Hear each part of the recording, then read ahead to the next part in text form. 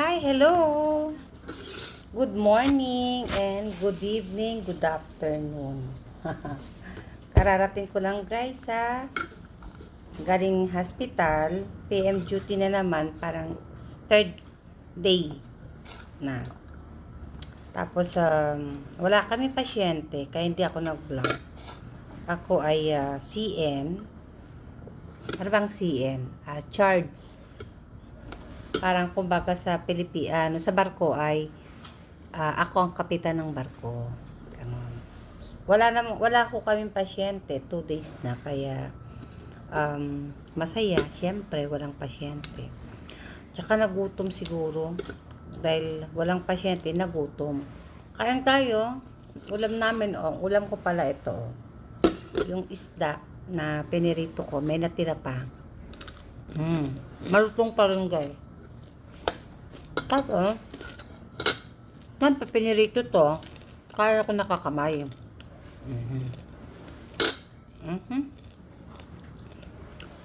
Red rice ako guys.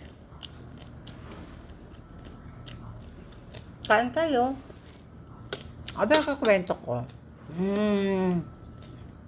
Kakwento ko pala sa inyo kung magkano ang sahod ng mga medical dito sa Saudi Arabia. Yung unang binalag ko guys, kung saan kayo mag-apply. Mga kamag-anak ninyo, mga anak, pinsan, tinuro ko kung paano. Ngayon, magkano bang sweldo ngayon? Kasi sa amin ang sweldo lang namin noon guys is parang 1,900 riyal lang. Nung panahon ko, yun ang basic namin guys. Ngayon, ang sahod na ngayon, mapa-nurse, mapa-midwife, ang sahod is 4,000 plus. Tapos, meron yun, kung ilan ang experience mo sa Pilipinas, mag-a-add sila ng 100 riyal. For example, kung ikaw ay, ang sa Pilipinas is, ang iyong experience is kasi kailangan mayroon kang 2 years experience kung 2 years or 5 years, so mag-a-add sila ng 100 every year ng iyong experience. Okay, at least malaklaki na rin. Plus, meron ko kaming yung tinatawag naming mga allowance na dagdag hong 600. Kasi libre naman kami sa pagkain so, malaki-laki na rin yun. Ngayon, ang bigay ng gobyerno dito sa mga kayo nag-work sa government hospital ay free accommodation. Katulad ho dito sa amin, free accommodation kami. Hindi kami nagbabayad ng kuryente, hindi kami nagbabayad ng ilaw. Tapos, ang kwarto ho namin sa isang flat, meron hong tatlong kwarto. Apat na kwarto.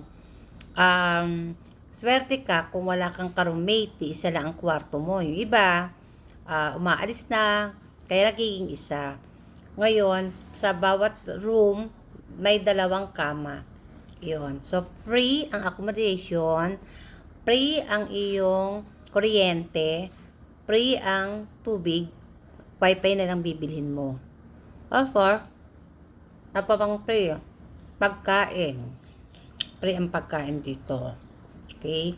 And then, yung naman ang iyong pag magbabakasyon ka, so kami, entitled po kami ng 1 year, pwede na po kaming magbakasyon. So, yearly, nagbabakasyon po kami, 30 days, sagot na ho ng gobyerno ng Saudi ang pamasahe pabalik sa dito at saka sa Pilipinas. So, yun? 2-way. Libre ho yun. 30 days ho ang libre, ang namin, ang bakasyon. Minsan, nagiging 50 kasi 50 days kasi meron ho kaming mga extra off na tinatawag. Kunwari, kung ikay papasok ng Ramadan, so another ho yun. Katulad ngayon, Ramadan namin is total noon ay nasa, ilan ba total nun net ang Ramadan natin? 24, no? Tapos yung Hajj, 24, parang 24? Dalawa, 24, 24? Sigurado ka? Pero wala akong Ramadan kasi wala akong dito, di ba? 24 ba? 24 na ang Hajj ko. 24 talaga neto, Baka 20. Basta nasa 20. Matulog si So, may siya mga 20 sa Ramadan. Kasi dati guys, lang yun ang Ramadan namin 8. So, parang ang Ramadan ngayon, parang katulad na kasi ng Saudi. Dati kasi hindi pareho ang Ramadan namin, hindi katulad sa Saudi, yung lokal dito. Minsan, nagiging, ang sa lokal dito, sila ay more than 20. Ganon. Ngayon, kami, ay lang kami, kung Ramadan, ang extra day na ibinibigay sa amin is, noon ay ay 8. Ngayon, na dapat katulad kami sa lokal, parang na lang ata, parang kami guys, nasa at 15, parang something ganon. Medyo mataas, malaki-laki. Okay? Kailangan mag-duty nyon. Straight. Kaya minsan, ang nag-duty kami ng Ramadan, minsan 7 days, minsan 8 days, or 9 days, diretso yun. Kasi, kailangan namin ng extra day. Ngayon, sa Hajj naman, sa lokal, ang Hajj nila is ay 24. Noon, binibigay lang sa amin is 10. Ngayon, may bago na. So, kailangan ang Hajj namin, same din ng lokal, sa pareho ding 24. So, ang aming annual vacation na 30, dinadagdagan namin yun ng extra off sa Ramadan, kinukuha namin at saka Hajj. So, nagiging 50. So, yung mga sobra, kung may sobra man kayo, may sobra kami, ginagawa namin, humingi kami ng extra off pag mag-duty kami, ganun. Lang tayo, magtipid lang. Yun nga lang. Kaya kayo may mga kamag-anak, kapatid, anak, at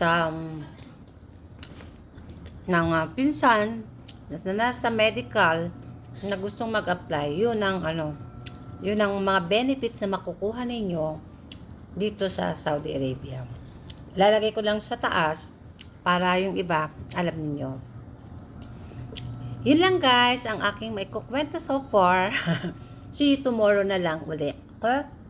Kain tayo kasi nagugutom ako. Wala pa akong kain. Good morning, good evening, at good afternoon po sa inyong lahat. Salamat po sa panonood.